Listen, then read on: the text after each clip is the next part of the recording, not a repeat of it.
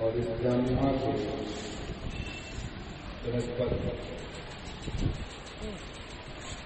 حضرت مولانا سید سے رابطہ ہے اور ساتھ ہی ساتھ نعتیہ ادب کے حوالے سے ایک جگمگاتا ہوا مہتاب میری مراد نازش علم و فن زینت ایوان سخن حضرت علامہ مفتی سید شاکر سیفی صاحب اس وقت جن شاعروں کی شاعری آپ پڑھ رہے ہیں آپ کی نگاہوں سے گزرتی ہے، میں دیکھتا ہوں ان میں میرے سب سے محبوب شاعر کا نام مفتی سید شاکر سیفی۔ یہ بات کسی مبالغہ آرائی کی بنیاد پر نہیں بلکہ حقیقت بیانی ہے۔ جو تشبیہات، جو استعارات، جو ترکیبیں اور قال سے زیادہ حال حضرت کے کلام میں یہ چیزیں نظر آتی ہیں۔ بہت کم شعراء ہیں جو موجودہ وقت میں ایسا لکھ رہے ہیں۔ پروردگار کی بارگاہ میں دعا کرتا ہوں کہ حضرت کی علمی وسعتیں اللہ تعالی مزید وسعتیں عطا فرمائے، مزید قلم میں گہرائیاں اور تابانیاں عطا فرمائے۔ یہاں ماشاءاللہ سارے اساتذہ تشریف فرما ہیں، کچھ حضرات سے میں واقف ہوں اور انشاءاللہ ابھی تھوڑی دیر میں سب سے میں ملوں گا اور جانوں گا، سمجھوں گا۔ میں سارے اساتذہ کے لیے دعا کرتا ہوں کہ پروردگار عالم ان حضرات کے علم میں، فضل میں، صحت میں، عروج و کمال میں برکتیں عطا فرمائے۔ حضرت مولانا وسیم مصباحی صاحب نے میرے تعلق سے کافی باتیں کہی۔ یہ کمال میرا نہیں ہے بلکہ ان کی نگاہوں کا ہے کہ یہ محبت سے دیکھتے ہیں اور انہوں نے اس انداز میں گفتگو فرمائی اپنی فکر کے مطابق۔ تعریف کرنے والے محبت کا شکریہ، تعریف کرنے والے محبت کا شکریہ، لیکن تیری نگاہ سے بہتر نہیں ہے۔ اللہ تعالیٰ سلامت رکھے انہیں۔ مجھے یہاں بلایا گیا کہ طلباء کے سامنے کچھ گفتگو آپ کرتے ہیں۔ اپنے آپ کو میں اس قابل نہیں پاتا کہ میں کوئی نصیحت کروں۔ یہاں جو اساتذہ ہیں مسلسل اس کی نگرانی میں آپ کام کر رہے ہیں اور موجودہ حالات تعلیم کے اعتبار سے ہو، ہر اعتبار سے انہوں نے آپ کو سمجھایا ہوگا، سمجھا رہے ہیں اور سمجھاتے جائیں گے۔ لیکن وہ باتیں جو میرے تجربے میں آئیں ان اساتذہ کے حوالے سے میں آپ کے سامنے رکھنا چاہتا ہوں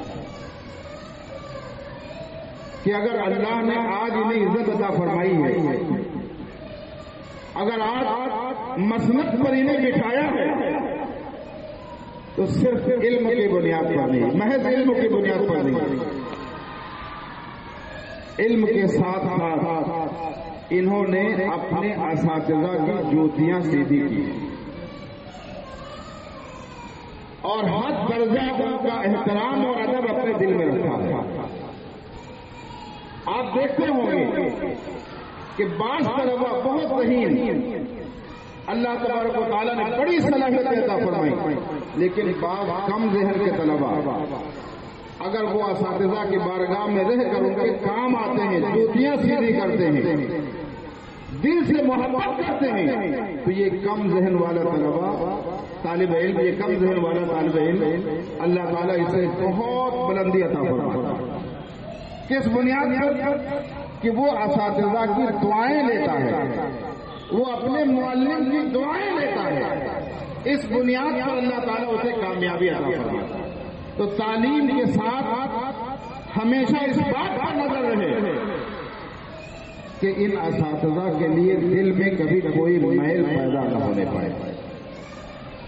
جس جگہ پر آپ بیٹھے ہیں، جس چٹائی پر آپ بیٹھے ہیں، کائنات کی بہت عظیم جگہ یعنی تعلیم گاہ، اللہ تعالیٰ نے آپ کو توفیق عطا فرمائی ہے کہ آپ یہاں آ گئے ہیں اور ایسے اساتذہ آپ کو ملے ہیں۔ انشاءاللہ تبارک و تعالی ایک دن آئے گا کہ آپ بھی دنیا کے افق پر چاند اور ستارے کی طرح جگمگائیں گے۔ یہ علماء آج جگمگا رہے ہیں، دنیا ان کا نام لے رہی ہے، جدھر سے گزر جائے لوگ ادب و احترام کے پیکر میں ڈھل جاتے ہیں۔ یہ کس بنیاد پر ہے کہ انہوں نے علم کو اپنے سینے میں بسایا اور اساتذہ کا احترام ہمیشہ محفوظ رکھا ہے۔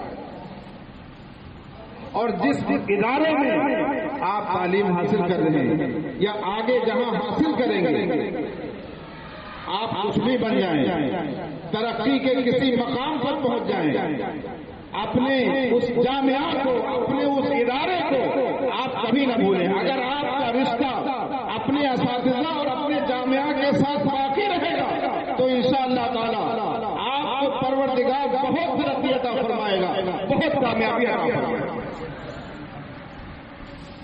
حضرت علامہ سید اکرام صاحب تشریف فرما، اکرام الحق صاحب، حضرت مولانا وسیم مصباحی صاحب تشریف فرما ہے۔ جامعہ اشرفیہ ابھی 2-3 دن پہلے میں جا کر کے آیا ہے۔ پچھلی بار جب جامعہ گیا تھا اشرفیہ، جس وقت میں نے وہاں کی زمین پر قدم رکھا تو کچھ اشعار لکھے کہ میرے لیے اعزاز کی پوشاک تیری خاک، میرے لیے اعزاز کی پوشاک تیری خاک۔ دیکھیے، جب آپ پڑھ کر کے فارغ ہو جائیں گے اور عرصے بعد اپنے اس ادارے میں پھر آئیں گے تو آپ کو ایسا لگے گا کہ گویا ماں کی گود میں آ گیا، بلکہ اس سے پڑھ کر کوئی جگہ جہاں میں آ گیا ہوں۔ اپنے اداروں میں ہم جاتے ہیں جہاں سے فارغ ہوئے ہیں تو وہ ساری چیزیں جہاں جس روم میں ہم رہا کرتے تھے، جس جگہ اٹھنا بیٹھنا ہوتا تھا، دوستوں کے ساتھ گفتگو ہوا کرتی تھی، وہ ساری جگہ جب آج ہم لوگ دیکھتے ہیں تو عجب پیار آتا ہے۔ ایسا لگتا ہے کہ اس جگہ دیواروں سے لپٹ کر کے رویا جائے، ایسا لگتا ہے کہ دیواریں آواز دے رہی ہیں، دروازے آواز دے رہے ہیں، وہ عمارت آپ کو پکار رہی ہے، کہاں جا رہے ہو؟ آؤ، یہی وہی جگہ تھا جہاں 8 سال 10 سال تم نے رہ کر کے تعلیم حاصل۔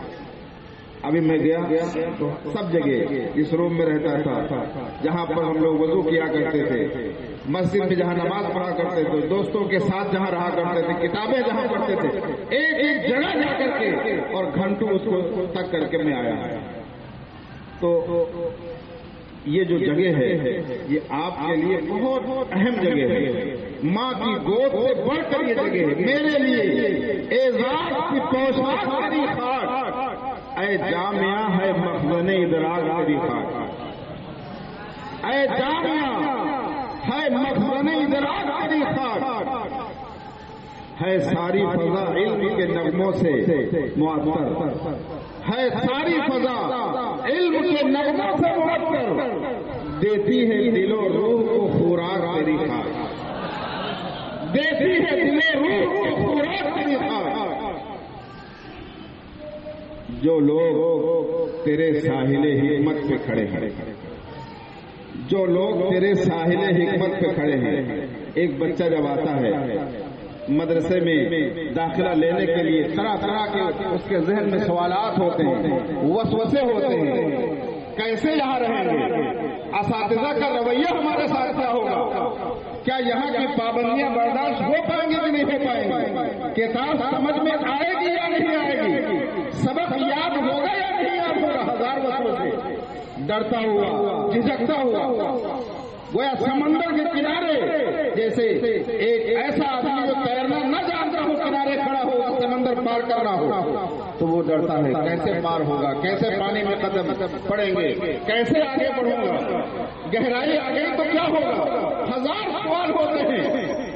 لیکن جو لوگ تیرے ساحل حکمت پہ کھڑے ہیں ان کو بھی پناہ دیتی ہے تیراک تیری خاک۔ وہی بچہ جو لرزتا ہوا آیا تھا ایک دن وہ علم کے سمندر میں گوتے لگاتا ہوا نظر آتا ہے، آگے بڑھتا ہوا نظر آتا ہے۔ جو لوگ تیرے ساحل حکمت پہ کھڑے ہیں ان کو بھی پناہ دیتی ہے تیراک تیری خاک۔ اور کچھ ایسا یہاں جہد مسلسل کا ہے ماحول، آپ سے مسلسل محنت کروائی جاتی ہے، روزانہ نئے اسباب کی طرف آپ گامزن ہوتے ہیں، محنت کرتے ہیں۔ کچھ ایسا یہاں جہد مسلسل کا ہے ماحول، بزدل کو بھی کر دیتی ہے بے باک تیری خاک،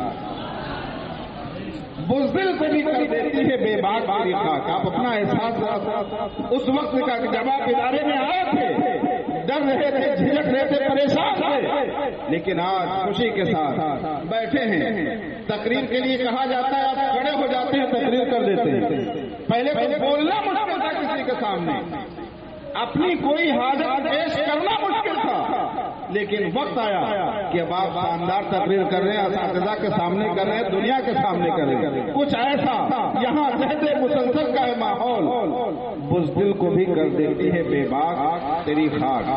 اور جامعہ اشرفیہ کے لیے اور بھی اچھا ہے، لیکن مقطع میں نے یہ لکھا تھا کہ کیا ہے یہ فریدی کا تخیل، یہ تفکر، کیا ہے یہ فریدی کا تخیل، یہ تفکر، بس وجہ تفوق ہے تیری خاک تیری خاک۔ میں کچھ نہیں تھا، جو کچھ ملا اسی مٹی سے ملا ہے، تیری سرزمین سے مجھے ملا ہے۔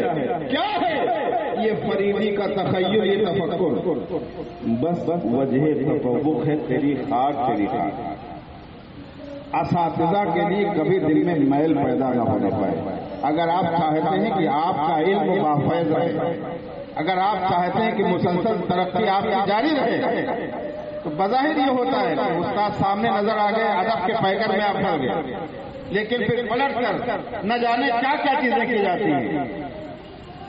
اساتذہ کا ادب دل میں اور جس زمین پر آپ رہ رہے ہیں یہاں سے تعلق، یہ دو ایسی چیزیں ہیں جو کامیابی کے لیے مشعل راہ ہیں۔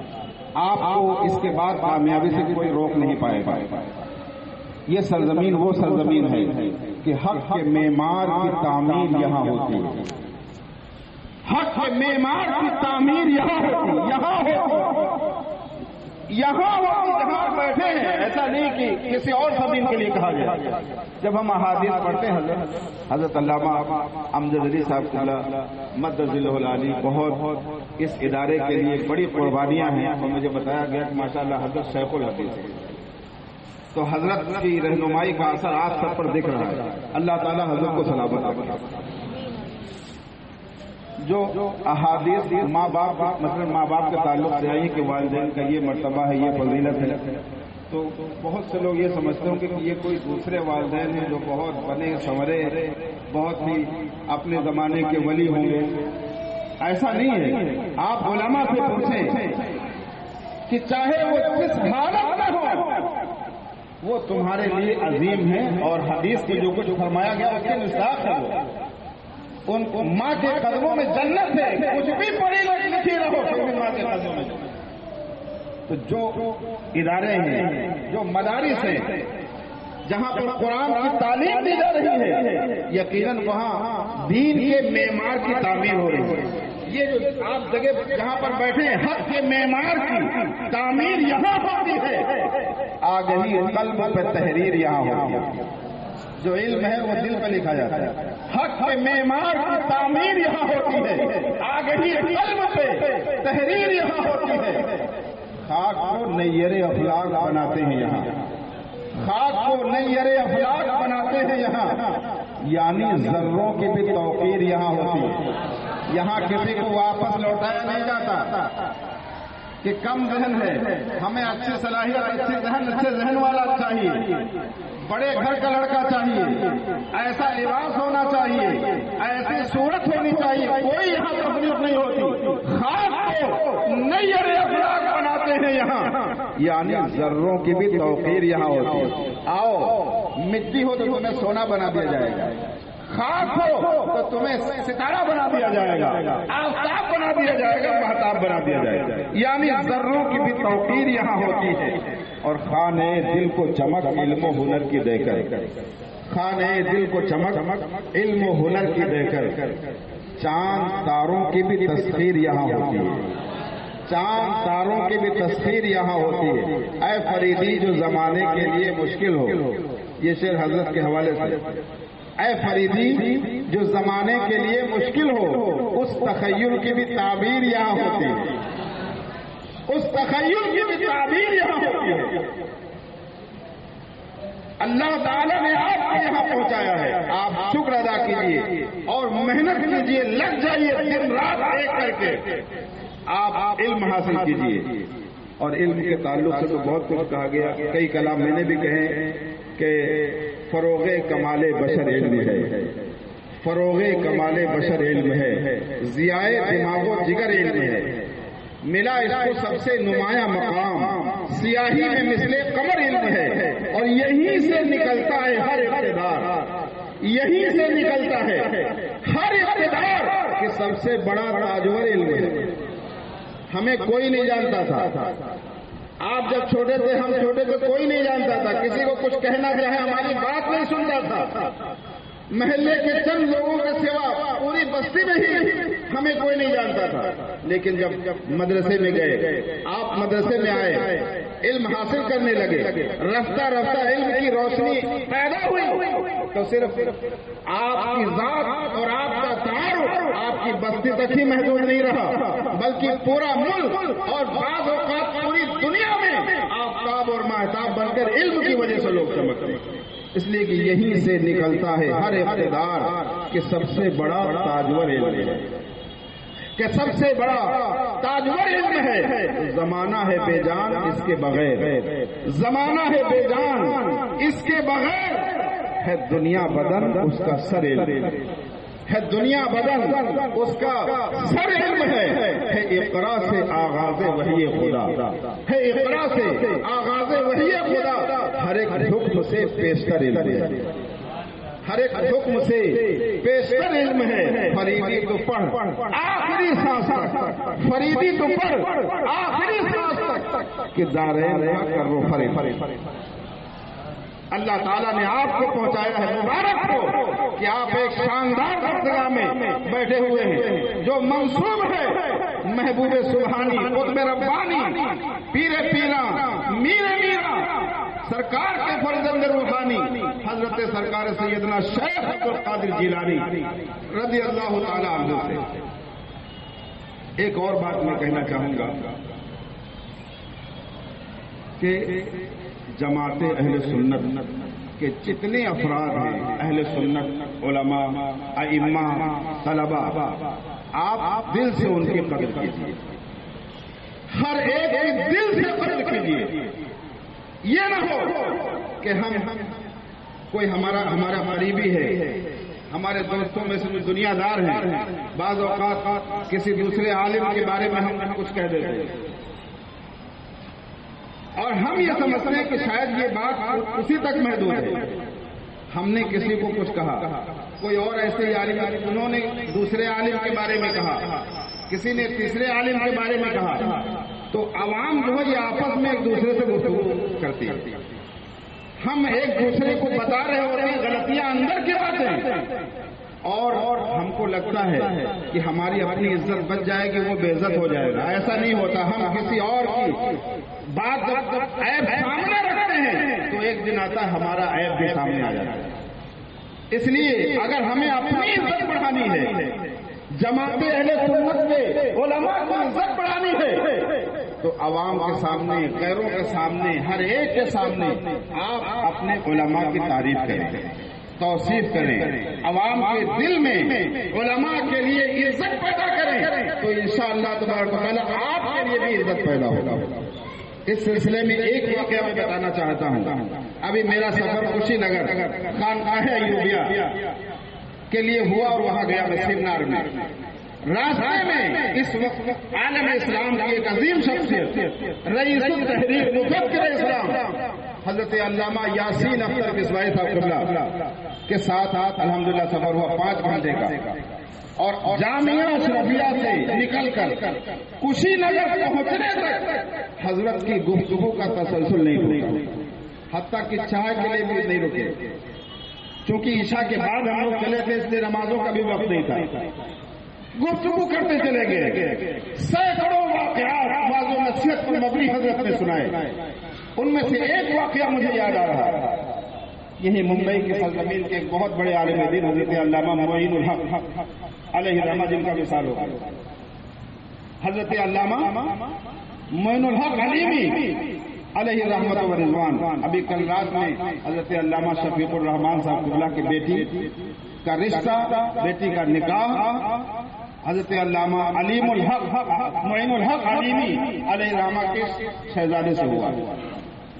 وہ فرمانے لگے کہ میں جہاں پر حضرت علامہ معین الحق صاحب ہوا کرتے تھے، شاید ساؤتھ افریقہ یا ماریشس کہیں پر تھے، تو جہاں پر وہ ہوا کرتے تھے تو یہ تشریف لے گئے، کون؟ رئیس التحریر حضرت علامہ یاسین اختر بسوائی صاحب،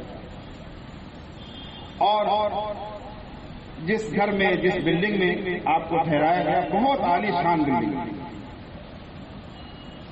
کہتے ہیں کہ اس زمانے میں حضرت علامہ یاسین اختر بسوائی صاحب فرماتے ہیں کہ اس زمانے میں مجھے کبھی کبھی سگریٹ پینے کی عادت تھی، اور جو وہ مالک مکان تھا وہ ان چیزوں سے بہت ہی دور بھاگتا تھا، اس کو ذرا بھی بو آ جاتی تو بہت ناپسند کرتا۔ کہتے مجھے معلوم نہیں تھا، میں نے اس کے گھر میں سگریٹ وغیرہ پی، اور اس کے بعد میں چلا گیا جہاں میرا پروگرام تھا۔ حضرت علامہ معین الحق علیہ رحمہ جنہوں نے انتظام کیا تھا حضرت کے ٹھہرنے کا، تو جب یہ پہنچے تو وہ جو مالک مکان تھے وہ یہ کہنے لگے کہ یہاں سے تو سگریٹ کی بو آ رہی ہے، سگریٹ کی بو آ رہی ہے، لگتا ہے حضرت نے سگریٹ پیا۔ کیا کہا؟ لگتا ہے حضرت نے سگریٹ پیا، چونکہ وہ سگریٹ کی وجہ سے کوئی اگر پیتا تھا تو وہ اس آدمی کو بھی ناپسند کرتا، بھلے ہی کوئی عالم ہی کیوں نہ ہو، وہ اس بات کو ناپسند کرتا تھا کہ کوئی سگریٹ پیے، اور اگر عالم پیے تو اور زیادہ ناپسند کا معاملہ تھا۔ تو جب اس کو پوچھنے لگا کہ لگتا ہے حضرت نے سگریٹ، اور بو پوری آ رہی تھی، لگتا ہے حضرت نے سگریٹ پیا، تو علامہ یاسین اختر بسوائی کہتے ہیں کہ ان کی حاضر جوابی دیکھیے علامہ معین الحق، انہوں نے کہا کہ نہیں حضرت نہیں پیتے، فرمایا کہ میں نے سگریٹ پی۔ کیا کہا؟ کہ میں نے پی۔ کیا کہا؟ یعنی جو عیب اور جو بات حضرت تک پہنچی، کہ حضرت بلائے گئے تھے بہت بڑے عالم ہونے کی حیثیت سے، جماعت اہل سنت کے مقتدا کی حیثیت سے وہاں بلائے گئے، اور یہ تو وہی مقامی تو نہیں رہتے تھے، تو انہوں نے فوراً رخ پلٹ دیا کہ یہ اپنے اوپر لے لو، حضرت تک بات نہ پہنچے۔ ذرا سوچیں کتنا لطیف اور باریک نکتہ ہے اس کے اندر، کہ انہوں نے حضرت کی عزت کو بچانے کے لیے وہ داغ اپنے اوپر لے لیا، نہیں کہا میں کبھی کوئی پیتا ہوں۔ تو آپ دیکھیے کہ اس شخصیت کے لیے اس آدمی جس کو بلایا تھا، عزت کی تھی، اپنے گھر میں ٹھہرایا تھا، بڑی اچھی مہمان نوازی کی تھی، حضرت کی عزت سلامت رہی یا نہیں رہی؟